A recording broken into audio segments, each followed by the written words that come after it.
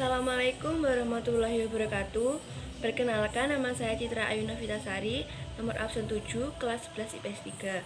Di sini saya akan mempresentasikan tentang Revolusi Tiongkok. Revolusi Tiongkok merupakan gejolak politik di Tiongkok antara tahun 1911 sampai dengan 1949 yang bertujuan untuk menumbangkan sistem pemerintahan dinasti Manchu yang dianggap sangat sewenang-wenang terhadap rakyat. Revolusi Tiongkok juga disebabkan oleh meningkatnya rasa nasionalisme dan persatuan rakyat. Revolusi ini nantinya mengarah pada aturan Partai Komunis dan membentuk Republik Rakyat Tiongkok atau yang bisa disebut Cina. Latar belakang timbulnya Revolusi Tiongkok disebabkan oleh beberapa faktor berikut ini. 1. Perlawanan atas dominasi asing, Perang Candu I, Perang Candu II, dan invasi Jepang. 2. Masuknya dominasi asing membawa paham-paham baru seperti nasionalisme dan liberalisme sehingga mendorong munculnya kaum terpelajar. 3. Perlawanan dari dalam diantaranya adalah pemberontakan Taiping 1850 sampai 1864, pemberontakan Nim 1853 sampai 1868, pemberontakan Pantai 1855 sampai 1873, gerakan Boxer 1900 sampai 1901. Pemikiran di balik Revolusi Tiongkok. Ide-ide revolusi yang dibawa oleh golongan intelek seperti Kang Yu Wei, Liang Qi, Chao, dan Dr. Sun Yat-sen membawa dampak besar dalam Revolusi Tiongkok. Dr. Sun Yat-sen mencita-citakan Tiongkok yang didasarkan ajaran Saminchu I, yaitu nasionalisme, demokrasi, dan sosialisme yang dijabarkan sebagai berikut. 1. Minsen, nasionalisme. Minsen dalam bahasa Inggris berarti nation, artinya bangsa dan negara. Dengan ajaran ini, Sun Yat-sen mengingatkan adanya satu bangsa dan satu negara Tiongkok sebagai satu kesatuan. 2. Minchu, demokrasi. Ini berarti pemegang kedaulatan tertinggi dalam negeri adalah rakyat. Sun Yat-sen menginginkan pemerintah Tiongkok yang baru adalah republik dan demokrasi. 3. Minseng, sosialisme.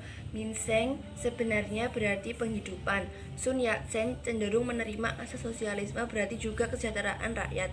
Artinya seluruh rakyat harus dapat mencari nafkah seribu cukup untuk penyelenggaraan hidupnya yang layak. Sun Yat-sen ingin membawa bangsa Cina menjadi bangsa yang merdeka dengan satu pemerintahan pusat yang demokratis dan dalam kehidupan yang layak sejajar dengan bangsa lain di dunia. Terjadinya Revolusi Cina. Revolusi Tiongkok terjadi pada tahun 1911 disebabkan oleh kesadaran nasionalisme rakyat Tiongkok. Nasionalisme Tiongkok muncul karena bentuk pemerintahan di Tiongkok sebelumnya yang terjadi dan diktator dinasti Manchu atau dinasti Qing merupakan dinasti yang memerintah Cina sebelum terjadinya revolusi. Dinasti Qing memerintah secara feodal dan memperbudak rakyat Tiongkok. Keadaan rakyat Tiongkok pada masa dinasti Qing sangat lemah. Hal ini dikarenakan pemindasan oleh kaum bangsawan yang korup dan lemahnya pemerintahan dari investasi asing. Revolusi Cina melentur pada tahun 1911 di Cina bagian selatan atau di daerah contoh Kanton merupakan ibu kota Guangdong di selatan. Kanton berperan sebagai pusat perdagangan dan hubungan dengan luar negeri, sehingga banyak paham baru seperti liberalisme dan nasionalisme. Sun Yat-sen melakukan pergerakan revolusi langsung di Cina dengan berhasil menaklukkan daerah Wuhan.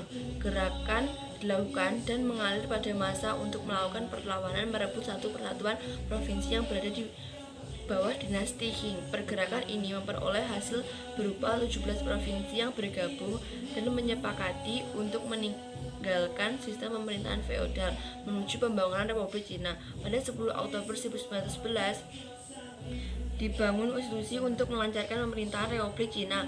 Kemudian diadakan pemilu yang diikuti oleh seluruh perwakilan dari masing-masing provinsi. Hasil dari pemilu ini menjadikan Dr. Sun Yat-sen sebagai presiden pertama Republik Cina pada tanggal 29 Desember 1911, sekaligus menandai berdirinya Republik Cina. Pada tanggal 12 Februari 1912, Kaisar Qing atau Manchu menyatakan untuk turun tahta karena kondisi dinasti Qing yang tidak memungkinkan untuk bertahan. Revolusi di atas merupakan revolusi pertama Cina yang terjadi pada tahun 1911, menggantikan sistem kekaisaran yang telah berlangsung selama ribuan tahun dan sistem pemerintahan republik.